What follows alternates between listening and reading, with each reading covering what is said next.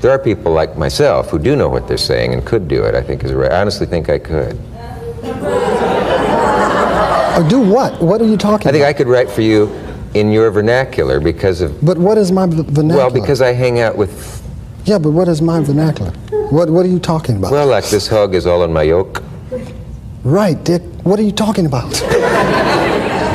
How the hell did I get into this?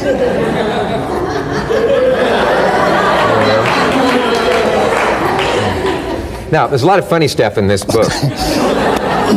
No, I'm trying to... I don't understand. But what part don't you understand? None of it. This interview is one of the rare moments when Dick Cavett made a complete fool of himself. He acted exactly how Richard Pryor said writers should not. But Pryor tried to answer the questions gracefully, knowing exactly what was going on, and not attacking, but letting Cavett dig a big hole for himself. Let's dive into it. Pryor opens by saying white writers can write for him, but only if they focus on the real human person inside, not stereotypes. When writers base characters on old ideas of what black people should be, it falls flat. He called for authentic respect in storytelling. Richard, I don't want to be obsessed with race, but this is a different angle I've really never heard anybody discuss. Can white writers write for you? You know what I mean? If they write for the human being in me, yes. If they write, right. If they try to write for some idea they have of what I would be as a black person, they usually cannot do that. Pryor went on to explain that he can tell right away when dialogue is genuine versus when it's forced or trying too hard. Scripts that just right people connect with him, but those trying to sound black without heart come off as fake and sickening to him. Can you tell when you get a page of dialogue that they have a tin ear for what you sound like? Yeah, I think if they just write, if I get a script just of a person, I can understand it a lot better than someone saying, and he's black, and he has all this, and you read it, it makes you sick. You know, when they write like that, and I would prefer they didn't, for me. Yeah. He later pointed out well-meaning white writers who imitate black speech often come off clueless. It's not just about words, but understanding the culture and experience behind them. Without that, it's empty mimicry that misses the point. What would be a case of somebody trying to sound black? Could you give an example? You know, like, I mean, I know they don't mean any harm, but they don't realize how ignorant it is when they're trying to have that black voice that some whites try to do, that really don't do well. Like, why you jive turkey? Yeah. Why don't you get out of here? You know, that kind of thing. Because they never really, I'm sure it's true of other, there are people like myself who do know what they're saying and could do it, I think is right. I honestly think I could. This is where Cavett lost me.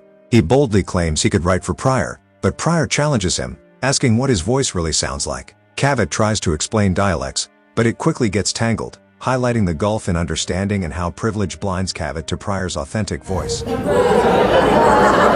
Do what? What are you talking about? I think I could write for you in your vernacular because of... But what is my vernacular? Well, because I hang out with... Yeah, but what is my vernacular? What are you talking about? Well, like this hog is all on my yoke. Right, Dick. What are you talking about? I mean, you know, what is it? What is it that, what do you think I am? What do I talk like, something? No, I simply know this, that when I... Explain I yourself. know that when...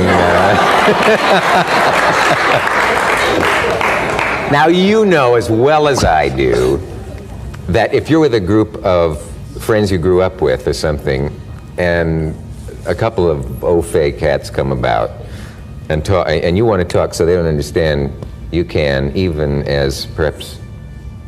I'm just going to move back a little bit, Richard. No, I'm just trying to understand. I don't understand you. Here's exactly what I mean. In the Caribbean, there's a dialect that is English. It sounds like it's not. Pidgin English. Yeah, so a man, but they're actually saying, if you saw a transcript, the man at the desk will say to you, good evening, Mr. Cavett, we think we have your room ready in just a minute. How did you for my darling? And on the other side up. And what he was saying is, why don't you take that luggage over on the other side there? Why don't you take that luggage over on the other side there? Yeah. But he didn't quite want me to know that he was correcting someone or something. So, how the hell did I get into this?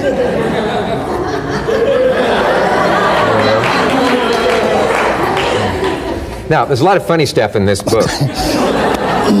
No, I'm trying to, I don't understand. But what part don't you understand? None of it. No. Pryor admits he's changed over the years.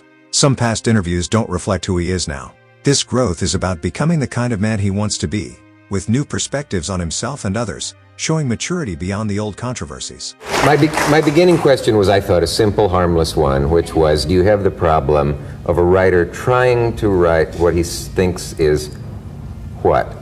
The way a black guy would talk. Do I have a problem with it? When somebody hands you a script for something? No. No. Well, then why did you say that's a problem in the interview I read, in which, now you can't just hang my ass out here like this. Wait. Okay. When was that interview? Might have been several years old. Then that don't apply right now. Because the new Pryor is with us. It's not a new Pryor, it's just I'm different about my feelings about people and about how I feel about them, how they feel about me. Is that a gradual thing, or was it kind of an overnight change from after you survived the horror of your No, accident? I just think it's, for me, it's the way I want to be as a grown-up person. That's all. Mm-hmm. You know, and I do the best I can, man. When asked about public service announcements, Pryor says he'd rather lead by example than preach. He believes real influence comes from living a respectable life, like avoiding addiction openly, rather than lecturing people directly. Are you ever approached a lot to, say, do public service announcements and... Public service announcement? Oh, you know, like, Richard, would you talk to kids, look into that camera and say, joke is bad? I've been approached, but I don't know that helps. I mean, unfortunately, people have to do what they would like to do. You can only show them better, you can tell them. Mm-hmm. How you live is how they live. Usually if you don't have drink around and you're not alcoholic and you're not, borderline alcoholic yourself, they tend not to have that problem. But if every time you have a problem, you take a pill or take some drink, they find it all right to do.